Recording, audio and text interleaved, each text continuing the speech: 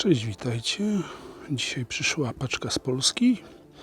Ja ją tutaj już sobie rozpakowałem, ale generalnie to są listwy aluminiowe, jak również listwy poprzeczne na daszek, uszczelka i zaślepki do tych listw. No, także jestem strasznie zadowolony, no bo wiecie jak to jest, jak się robi zakupy przez internet w sklepie, którym robicie zakupy pierwszy raz, no to jest jakaś doza braku zaufania, że może ten towar nie dojść, że może ten sklep internetowy nie jest sklepem internetowym, tylko jakąś taką platformą do wykrzaczania ludzi z kasy.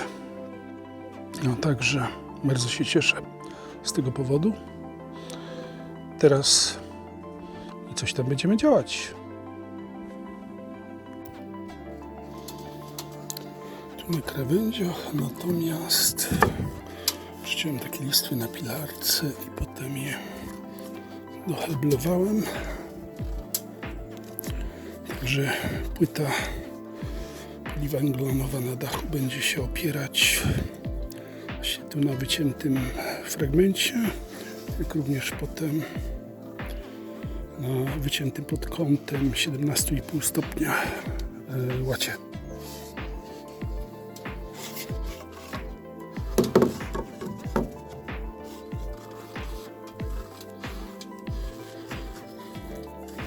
I to potem przykręcę. Także znowu jeszcze myślę, że uszczelkę dam. Taką mam, zostały mi okienne.